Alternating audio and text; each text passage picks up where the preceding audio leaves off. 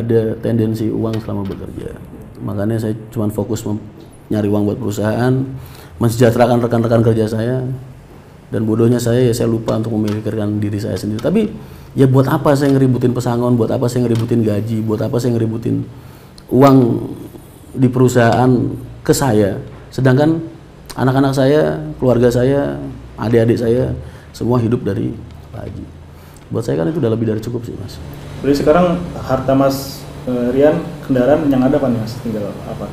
Saya cuma punya NMAX, Mas. Itu saya kredit sendiri itu dulu. Mobil nggak ada? Nggak ada, nggak punya. Inventaris semua. Ntar surat penarikan inventarisnya juga bisa di ini. Mas Rian kan menarik nih ya, Mas Rian udah 19 tahun ya di PO Haryanto ya. Berarti kerja dari umur berapa nih, Mas? 19 tahun. 19 tahun. Dari awalnya posisinya apa? Sama, ngurusin bis juga. Enggak, Bapak di Jakarta. Oh, Bapak kan di Jakarta buat ngembaliin bis dari Jakarta. Sedangkan aku di Timur itu mulai bikin manajemen, oh ya gimana caranya gue jualan nih bis kalau dari Timur. Ya kan, sistem keagenan yang sudah terbentuk pada saat itu Pati sama Kudus sama Purwodadi. Otomatis kan saya mikir dong, oh ya kalau di Timur ini kan beda sama di Barat. Di Barat bis datang penumpang naik berangkat semua karena terminal Pulau Gadung pada saat itu. Tapi kalau di sini kan enggak, Mas. Penumpang datang pagi berangkatnya sore. Berarti kan harus ada sistem order, sistem pesanan. Saat itulah saya bikin sistem, oh iya, saya bikin sistem pakai gunain apa HT. Zaman dulu belum ada HP, ada cuman mahal lah. Perdana aja kalau nggak salah dulu sampai 500.000, Mas. Itu saya gunakan sistem HT buat agen kalau ada penumpang minta.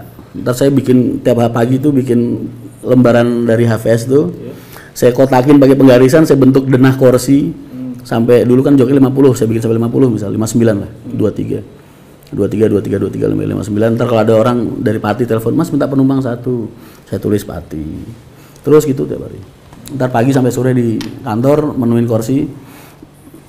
Pagi terus siangnya nyiapin bis, sorenya sisa kursinya saya bawa ke Terminal Kudus. Saya caloin ke sama teman-teman buat jualan sisa kursi yang tersisa. Itu yang dilakukan Mas Rian selama bertahun-tahun. Selama bertahun-tahun, tapi kan zaman semakin berkembang. Yang tadinya ada HT jadi ada HP, ada BBM, ya kan, mulai ada grup aplikasi. Jadi semua berubah lah sesuai dengan zaman. Sampai sekarang udah sistem komputer nih aplikasi. Jadi selama 19 tahun tuh Mas Rian selalu di lapangan, Mas ya? Iya. Kebanyakannya ya. Betul. Selain merintis rute-rute baru, apa aja Mas kegiatan lainnya? Setelah rute-rute baru itu kan otomatis maintenance, Mas. Kita ngebuka kan harus ngejaga. Nah mungkin maintenance ini yang membutuhkan waktu dan membutuhkan tenaga benernya, karena harus seperti yang kalian tahu lah, PO Haryanto ini kan hidupnya nggak cuma dari Muria Raya aja, nggak cuma dari Kudus aja. 2009 aku ekspansi ke Madura, 2012 aku ekspansi ke Solo. Kan aku harus maintenance semua wilayah. Maintenance itu gimana? Jaga kualitas mutu pelayanan agen-agenku, jaga kualitas pelayanan ke penumpang-penumpangku, jaga kualitas SOP standar operasional yang sudah aku terapkan ke semua rekan-rekan kerjaku yang ada di setiap wilayah. Makanya aku rotasi muter terus sampai jarang pulang. Dengar-dengar juga Mas Rian kalau ada kendala nih ya di jalan ya, Mas Rian langsung turun tangan juga ya? Aku tipikalnya gitu, Mas. Aku kalau sama anak-anak, kalau ada masalah, aku seneng ngadepin duluan. Ibaratnya gimana ya, kalau gue belum mati, lu nggak usah maju gitu. Ntar kalau gue udah mati, lu maju silahkan. Jadi, karena perusahaan ini, anak-anak ini Mas, kru ini mereka kan SDM-nya beda ya. Mereka bukan kayak orang-orang kantoran selama ini. Mereka setiap hari akan beresiko bermasalah. Dalam hal apapun juga. Mereka mempunyai lebih banyak resiko untuk bermasalah. Dalam hal apapun juga di dalam pekerjaan mereka. Kalau perusahaan atau nggak ada perwakilan dari perusahaan yang hadir di sisi mereka di saat mereka sedang mengalami masalah, terus mental mereka seperti apa? Mas, nggak gampang loh, nggak mudah loh orang bisa nyetir bis. Butuh mental, butuh kepercayaan diri yang luar biasa. Karena apa? Itu aset bis harganya miliaran. Satu, kalau kita ngomong dari segi finansial aja. Terus kedua, nyawa penumpang yang mereka bawa berapa? Jadi supir-supir bis itu, driver-driver bis itu bukan hal yang mudah untuk mereka kerjakan gitu. Karena mereka tahu dan sadar betul berapa harga aset uang yang mereka bawa dan berapa jumlah kepala manusia yang nyawanya bergantung sama dia yang mereka bawa.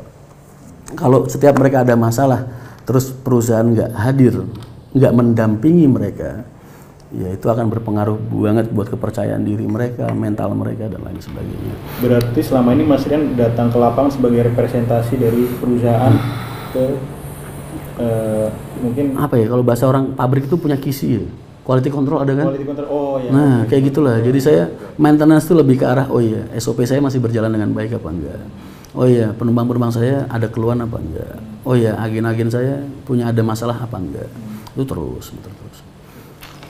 Mas, kalau saya dengar kan selain Mas punya peran nih dalam merintis rute-rute baru, Mas juga punya peran untuk desain livery ya, livery PO Haryanto ya. 90% yang ada di HR dipakai itu saya yang gambar sendiri. Itu boleh diceritakan Mas dari awal seperti apa? Apanya tuh? Kalau Bapak kan dulu pengen, karena dulu Bapak gini, Bapak dulu pas waktu bikin AC waktu bikin ekonomi non AC. AC ya. Itu kan karena memang dulu dia beliau itu ngefansnya sama Nusantara. Makanya gambarnya mirip tuh, yang gambar kelapa putih dulu. Ada fotonya ntar mau tak kirimin juga. Nah, tapi setelah era-era itu aku mulai, karena aku nih dulu waktu sekolah pernah punya ini Mas, cita-cita jadi arsitek sama jadi insinyur. Jadi akhirnya aku seneng gambar beneran.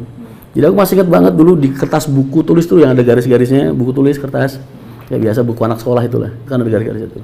Aku ngegambar livery bis pakai ini. Suatu saat Bapak nyuruh aku ke Adi Putro sama ke Morodadi pada saat itu, terus wes livery ini gambarnya sak senengmu. Akhirnya aku mulai gambar desain sendiri dari situ, sejak saat itu. Desainnya jadi kayak yang dulu modal dulu biru Mas, di biru cuman ada selendang doang gitu. Bisnya warna dasarnya biru, terus ada selendangnya warnanya. Untuk gambar wayang dari mulai kapan Mas? Gambar wayang itu mulai kapan ya Bay? Lagi baru aja lah, 4 tahunan lah mungkin ya. Yes. Aku pas buka Wonogiri itu kayaknya baru mulai ada ide-ide wayang. Itu Mas Riana sendiri? Aku sendiri yang gambar.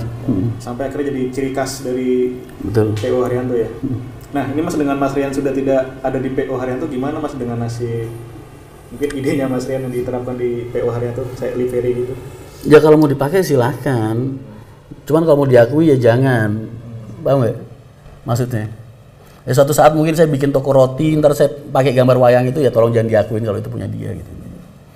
Ya suatu saat misalnya saya bikin usaha kacang goreng gitu, terus ntar model plastiknya saya stempel gambar wayang gitu misalnya, misal contoh, ya tolong jangan diakuin. Tapi kalau hasil karya saya selama saya di sana silahkan dipakai silahkan. Udah didaftarkan ke HAKI Mas? Oh sudah, alhamdulillah. Nah ini mungkin juga banyak ditanyakan Mas oleh penggemar Mas Rian ya. Siap. Rencana Mas Rian setelah tidak di PO Haryanto kemana Mas? Mas saya kan udah setelah pasca pengeluaran tadi, pemecatan tadi kan dari bulan Juli berarti Agustus, September, Oktober, November ya. 4 bulan. 4 bulan terus habis itu saya pulang yes, buat minta maaf sama Pak Haji segala macam bla bla bla. Terus ya berusaha berusaha memperbaiki hubungan lah sama keluarga. Paling enggak itu.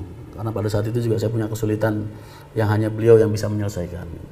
Dengan harapan itu bisa memperbaiki hubungan saya dengan perusahaan dan saya dengan keluarga. Cuma pada saat itu beliau tetap nggak berkenan, jadi akhirnya ya sekalian pamitan. Berarti kan memang udah pada saat itu saya udah bilang sama teman-teman saya, jangan anggap saya tidak berjuang untuk kalian. Saya sudah berjuang. Tapi kalau memang yang punya sudah tidak berkenan, saya bisa apa? Makanya saya terus nunggu momentum. Saya coba tuh nyari ngelamar kerja di luar. Kemana tuh Mas? Hah? Kemana tuh kira-kira? Ya ada lah. Ntar saya tunjukin aja. Okay. Banyak juga Mas yang berspekulasi nih ya, penggemar Mas Rian atau Haryanto Mania bilang, wah ini mungkin cuman prank nih. Mungkin Mas Rian tuh mau dikasih jabatan yang lebih tinggi sama Pak Haji, bener nggak sih? Ntar sampai ntar balik lagi kita dulu. Jadi lucu Mas, ketika aku nyari kerja ini semua teman-temanku itu selalu bilang sampean tuh jangan bercanda. Orang sekelas sampean tuh saya mau sampean ngelamar kerja tuh saya harus bayar sampean berapa gitu. Ya karena kan kredibilitas selama 19 tahun itu kan nggak bisa dibeli Mas mungkin. Pengusaha itu kan bisa beli bis, mereka bisa kuat beli bis. Tapi kan belum tentu mereka punya kemampuan seperti saya. Saya juga begitu Mas. Saya memiliki kemampuan seperti ini, saya memiliki jaringan seperti ini. Tapi kan saya nggak bisa beli bis. Saya nggak punya modal, ya kan. Jadi saya ketemu buat ngelamar mereka kerja itu jawaban mereka pasti semuanya hampir semua sama. Mas sampean itu jangan bercanda. Sampean ini anaknya Pak Haji Haryanto gitu. Bapak sampean punya perusahaan. PO Haryanto, salah satu perusahaan yang terbesar di Indonesia. Kok sampai ngelamar kerja di sini? Jadi mereka tuh kayak nggak percaya Mas. Makanya akhirnya, wah ini repot ini kalau begini ceritanya. Akhirnya saya ya bikin video klarifikasi itu dengan harapan menunjukkan keseriusan saya bahwa saya ingin mandiri. Saya ingin mandiri, saya ingin membuka lembaran hidup baru karena kan saya juga punya tanggungan keluarga Mas. Saya ini pejuang semester Mas. Maksudnya apa tuh Mas? Anak saya kuliah 2. Kalau saya nggak dapat kerja terus gimana? Ini aja udah waktunya bayar kos-kosan nih, bingung. Kos-kosannya anak 2 nih. Oke Mas, tadi balik lagi ke soal masalah prank nih Mas ya. Itu biar teman-teman mania juga tahu, itu sebenarnya prank gak sih Mas? Enggak, mereka nganggap itu prank kan karena mungkin mereka ekspektasi mereka terlalu tinggi Mas. Mereka pikir yang namanya, wah Mas Rian tuh anaknya pengusaha, anaknya ini terus hidupnya selalu berlimpang dengan harta dan lain sebagainya. Kalau berlimpang kerjaan iya. Kalau saya berlimpang harta, saya detik ini nggak di sini sama sampean. Mungkin saya ketemu di hotel atau ketemu di mana. Atau minimal di rumah klaster yang atas nama saya sendiri lah. Ya kan? Ada juga nih Mas yang berspekulasi Mas Rian mau ditarik ke salah satu PO nih yang sedang berkembang di daerah Jepara Mas. Itu bener nggak Mas? Mas itu gara-gara isu itu, tahu nggak? Wah itu bosnya dapat teror Mas dari orang. Diajak perang segala macam. Kadang kalian nggak sadar kalau yang terlontar dari mulut kalian itu efeknya akan buruk buat orang lain. Karena saya bilang saya memilih diam itu karena saya tetap menjaga bakti saya sama orang tua dan menjaga marwah keluarga dan menjaga aib banyak orang, termasuk aib saya sendiri. Ya, nggak mungkin lah ada orang yang mau ngerasa sok suci, ngerasa paling bener. Enggak, saya juga punya kesalahan. Mas. Saya punya kesalahan, sama, semua orang punya kesalahan. Jadi kalau kesalahan itu ditutup rapat sama Allah, kok kita manusia sombong banget malah dibuka-buka. Itu loh salah satu dosa yang nggak bisa dimaafkan sama Allah itu. Dosa yang sudah ditutupi oleh Allah, aib yang sudah ditutupi oleh Allah, kok malah sengaja kamu yang ngebuka buat orang lain. Dosa-dosa dari sikap yang kayak gini ini Mas, ini sama Allah nggak mau ngampunin. Udah ditutup sendiri sama Allah, kok kamu buka? Jadi itu janganlah, saya mendingan diam. Tapi tadi itu kan statement-statement narasi-narasi kayak gitu keluar setelah video klarifikasi saya. Tapi kalau saya nggak bikin video klarifikasi, saya nggak akan bisa membuka lembaran hidup baru. Karena setiap perusahaan yang saya ketuk pintunya, pasti nggak akan percaya Mas. Kalau saya udah bener-bener keluar, ya kan. Sedangkan saya juga punya tanggung jawab sebagai kepala rumah tangga. Jadi itu anggaplah video itu sebagai langkah awal saya untuk memasuki langit baru dengan suasana yang baru.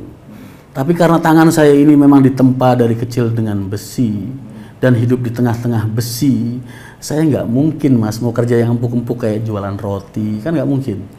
Hancur no roti karena nggak satu, bukan bidang saya, bukan fak saya, dan saya nggak punya pengetahuan di situ.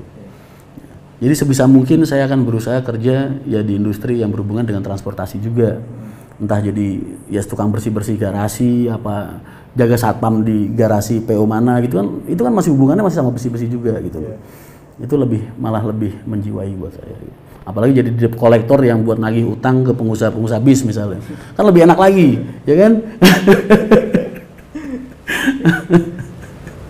Ya begitulah kurang. Tapi dia masih tetap mau bekerja di dunia transportasi Mas ya? Hasrat itu masih ada ya? Dengerin ya. Entah sebagai debt collectornya pengusaha-pengusaha bis, entah sebagai satpamnya garasi bis, entah sebagai tukang bersih-bersihnya garasi pengusaha bis, atau jualan ikan mas di dalam garasi bis, terus pokoknya apapun yang ada di lingkungan transportasi lah. Insya Allah. Nah ini rencana tahun ini gimana nih Mas? Kan banyak banget dinanti sama Haryanto Mania sama penggemar Mas Rian juga. Kejutan saya, ya itu kejutan saya. Saya meninggalkan zona nyaman saya. Bayangin gimana? Saya gimana nggak bilang itu zona nyaman? Saya ada di puncak karir saya. Dalam artian puncak karir saya nggak dari segi finansial ya, dari segi status sosial lah. Saya mimpin sebuah perusahaan yang selama 19 tahun sepak terjang saya tidak pernah gagal di lapangan. Bayangin itu prestasi Mas. Ya. Saya ikut beliau dari bis 5 unit sampai bisnya sekarang udah terakhir aku mimpin 200-an lebih yang di divisiku, Patas sama sama Akap. Pariwisata beda cerita. Terus di posisi puncak market, ya. Terus di posisi satu-satunya perusahaan yang hidup dari banyak area, nggak cuma di kandangnya aja. Perusahaan biasanya cuma berani kandang aja, keluar dari kandang gagal atau nggak berkembang atau buat punya-punya aja. HR ini nggak mas, berkembang di luar kandang, nggak cuma jago kandang. Berarti kan ini udah prestasi. Dan kredibilitas itu masih terjaga dengan baik sampai detik saya keluar pun masih terjaga dengan baik. Jadi itu kan zona nyaman mas. Saya rela loh meninggalkan itu semua dan memilih untuk membuka lembaran hidup baru. Ya buat saya ini kan jadi progres gitu loh, project. Makanya saya anggap kalian tunggu kejutan saya di 2023 itu dalam artian itu. Saya berhasil meninggalkan zona nyaman saya untuk merintis lagi di langit yang baru. Jadi proyeknya itu, jadi saya masuk itu malah orang berasumsi kan, wah Mas Ren mau bikin PO sendiri, mau bikin apa? Ya doain aja.